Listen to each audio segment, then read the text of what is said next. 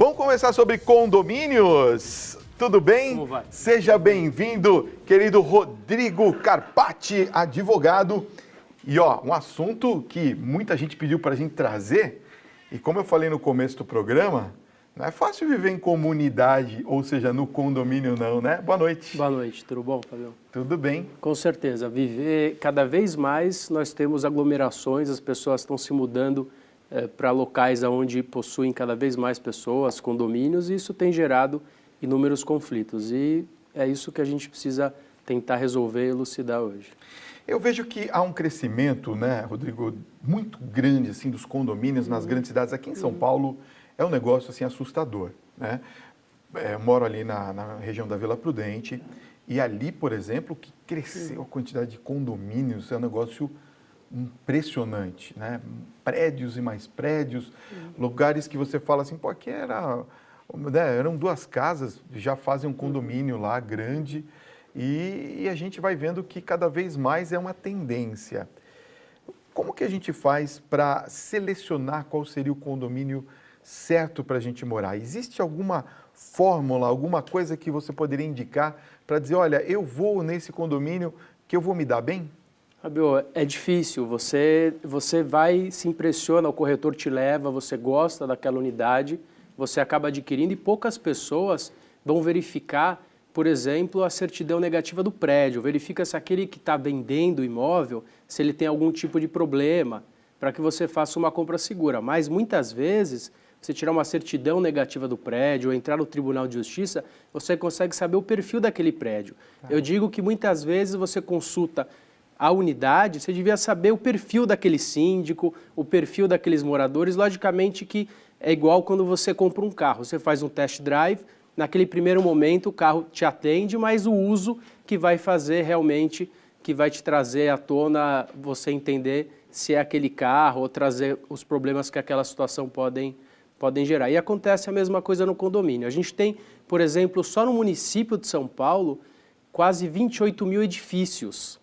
Nossa. Se a gente falar no estado, 35 mil edifícios, e no Brasil estima-se que nós temos aproximadamente 500 mil edifícios. Então, nós temos uma migração constante em função do aumento populacional de pessoas saindo de casas e o boom imobiliário fez isso e as pessoas acabam se reunindo em edificações. E isso faz com que existam diversos problemas de convívio e outras situações que acabam sendo geradas num prédio. Até por conta também da segurança, muita gente acha que é mais seguro morar num prédio. Agora, você falou de uma figura aqui que daqui a pouquinho eu queria uma análise mais profunda sua, mas até que ponto, Rodrigo, um síndico pode se meter na vida de um morador? Até qual que é o limite do síndico? Então, é muito difícil. A sindicância, o condomínio, você tem pouco mais de 15 artigos no Código Civil, você tem a convenção do condomínio e o síndico ele deve estar atrelado às decisões em assembleia, mas ele tem dentro disso uma autonomia funcional. Então vai depender do perfil daquele profissional, ele não pode extrapolar. Eu lembro de um caso recente onde um síndico foi condenado por ter aplicado multas irregulares num condômino e esse condômino ingressou com uma ação e o síndico teve que pagar pessoalmente aproximadamente R$10 mil de indenização. Meu Deus, uma indenização alta, né? Uma indenização alta. Isso ocorre, você tem prédios onde, em função de maus gestores ou de má gestão, o condomínio fica inabitável e, algumas vezes, a própria desvalorização da unidade imobiliária. Tá, entendi. Nós vamos ilustrar um pouquinho essa nossa conversa. Nós temos uma matéria que está no ponto que vai nos ajudar a entender um pouquinho mais sobre a vida em condomínios. Roda pra gente, por favor. Estamos no ABC Paulista, São Bernardo do Campo. Este é um condomínio clube de alto padrão, localizado em uma área de 20 mil metros quadrados. São 4 torres de 28 andares, um total de 224 apartamentos.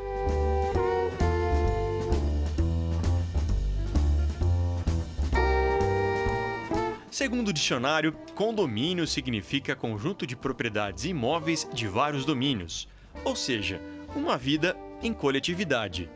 Pensar no coletivo é algo mais do que necessário sempre, ainda mais em um condomínio como esse, com quadra poliesportiva, salão de festas, academia, piscina, parquinho infantil, entre outras áreas comuns e com tantos moradores. Administrar conflitos entre o pessoal todo aqui é algo que esse síndico conhece bem. Pessoal que reclama, alguns de barulho, proveniente do vizinho do lado, vizinho de cima. Às vezes, como nós aceitamos os cachorrinhos, porque um late demais, o síndico não tem muito poder de agir entre um vizinho ou qualquer coisa do tipo. Mas, na medida do possível, a gente tenta chamar, orientar. O Carlos Alberto, que é o síndico, ele conta com o auxílio da Rosângela, gerente de gestão integrada. Ela é funcionária da administradora que atende o condomínio e está aqui todos os dias. A principal missão dela é ouvir e atender às necessidades dos condôminos. A gestão integrada aproxima a administradora do cliente, que no caso é o condomínio. A gerência predial unifica o trabalho com a administração do prédio e verifica tudo aquilo que o condomínio precisa. Levamos para o síndico, analisamos junto com o conselho e aí nós, tendo o ok deles, né, tendo a aprovação, nós executamos junto com a manutenção, a segurança, o pessoal de limpeza. Então nós colocamos em prática tudo aquilo que é concordado e aprovado nas votações em assembleia. Falando em assembleia, nesse condomínio as reuniões com o conselho acontecem toda semana. Segundo o síndico, questões orçamentárias e despesas extras são assuntos frequentes. Normas para o estatuto também são discutidas. Se o comportamento de algum morador extrapola, é aplicado o que está no regulamento. Aí sim, aí a gente já parte por uma notificação no primeiro momento, faz-se uma avaliação do ocorrido e aí, se for o caso, aplica-se a multa devida.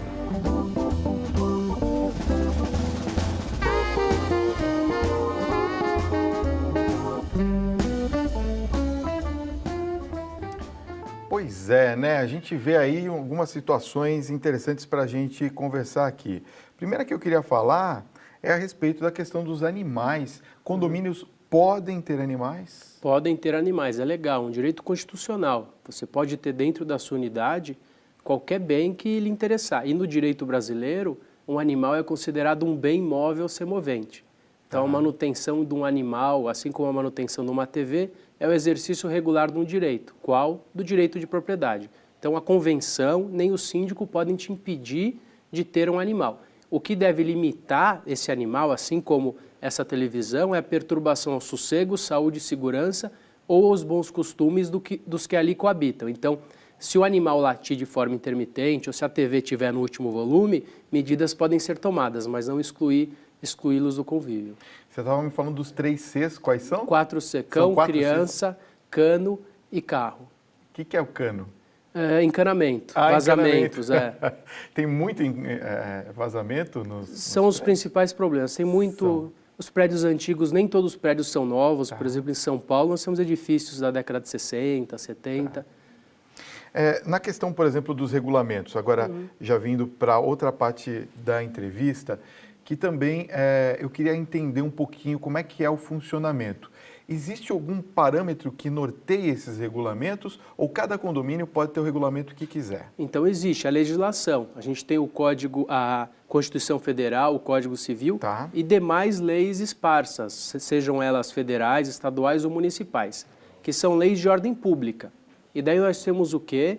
Nós temos a Convenção do Condomínio e o Regimento Interno, que são normas de direito privado. Que momento que a convenção e o regimento é elaborado? No momento que o incorporador resolve registrar o memorial de incorporação e dar início a um condomínio. Então, as outras legislações são federais, são normas públicas, essas são particulares. Então, o que pode conter a convenção e o regimento? Qualquer situação que não contrariar com a norma que estiver em vigência. O que ocorre é que muitas convenções ou regimentos contrariam aquilo que está na legislação. Então, a primeira visão, ao primeiro momento, parece que são normas que devem ser aplicadas, como é proibido cachorro, o vizinho não pode realizar tal ato, só que eles muitas vezes contrariam a legislação federal e contrariando, eles passam a não ter valor, são nulos. Entendi. Agora se fala muito também num outro termo que é expulsão ou exclusão do condomínio antissocial. Esse procedimento é judicialmente possível? Então, o artigo 1337 do Código Civil traz a possibilidade de exclusão do condômino antissocial. Na prática, não funciona bem assim. Ele, com o voto de 3/4 dos condôminos restantes, pode ser votado uma multa que chega a 10 vezes o valor da cota condominial. Essa é a previsão no Código Civil. Tá? A partir daí, existem alguns julgados que realmente, a grosso modo, falam em exclusão, mas na verdade é privação, porque exclusão é uma coisa muito drástica, seria pegar aquela unidade daquele morador e mandar a leilão e a pessoa não ter mais o direito, mas na verdade não é isso. A pessoa pode ser privada de utilização, ela continua com a propriedade, então na prática não seria uma exclusão, seria uma privação. Antes da gente passar, eu vou passar já as perguntas dos telespectadores, mas antes eu queria fazer uma aqui. É verdade que a pessoa que não paga o seu condomínio, depois de um determinado tempo, ela pode perder o imóvel? Sim, logicamente. Se ela não pagar o condomínio, assim como se ela não pagar o financiamento do automóvel, ela vai ter aquele automóvel apreendido e no condomínio funciona da mesma forma. Tá. Vai ter um devido processo legal e ela vai perder aquele bem, ele vai ser leiloado e o valor vai ser convertido para o condomínio e a sobra para a pessoa que perdeu o bem, se houver algum valor restante. Entendi.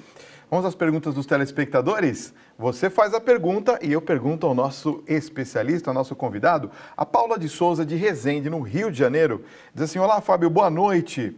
Boa noite, doutor Rodrigo. O condomínio é responsável por acidentes ocorridos na sua área de lazer para as crianças, como por exemplo o playground? Então, o síndico não é responsável pela guarda das crianças. A guarda das crianças deve ser realizada pelos pais, mas o síndico é responsável pela conservação daquela área. Se por algum motivo aquela área não estiver sendo conservada de forma regular, o síndico sim concorre para aquele acidente, para aquele dano e deve sim ser responsabilizado. Marília Arruda, de São Paulo, pergunta, na hora de reservar o uso de área comum como churrasqueira, salão de festa, o condômino tem preferência sobre o inquilino ou não? De forma alguma, é igualdade de condições. Que coisa, né? Você sabe que um parente meu compadre, teve dificuldades com isso, ele levantou essa questão também. Quer dizer, não pode ser de maneira nenhuma menosprezado por ser inquilino. Nem o inadimplente pode ser menosprezado. Nem o inadimplente. Nem o inadimplente. Tá. Carlos da Silva, de Paraty, Rio de Janeiro, pergunta, todo condomínio tem um morador barulhento que sistematicamente incomoda os seus vizinhos. O que pode ser feito contra ele? Isso é verdade. Infelizmente, em todo condomínio nós temos problemas de barulho. O que pode ser feito? Primeiro, verificar se o barulho incomoda somente aquele vizinho, o que seria um problema entre moradores, a interferência do síndico fica limitada, mas se for um barulho que perturbe de forma geral, aquelas pessoas que estão incomodadas vão colocar no livro de reclamações, vão informar o síndico e o síndico vai multar, adverti-lo e se for um barulho insistente, persistente e trouxer um desconforto para aquele condomínio, ele pode sofrer até algumas medidas, algumas sanções de impedimento de estar, inclusive, residindo lá, que seria algo análogo com o que você mencionou na exclusão do condômino. Tá. A Tamires Amaral, de Porto Alegre, Rio Grande do Sul, pergunta, o condômino pode alugar a sua vaga na garagem para pessoas de fora do prédio? Então, ela pode se tiver previsto na convenção, a legislação mudou. Antes ela poderia alocar e vender para pessoas estranhas. Hoje ela só vai poder locar ou vender se a convenção assim prevê.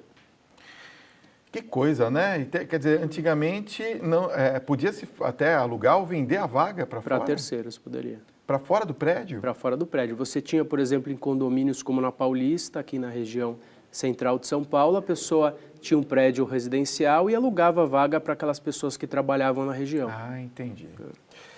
Doutor Rodrigo, obrigado pela sua participação nessa noite, muito importante. Obrigado, viu? Eu que agradeço, estou à disposição.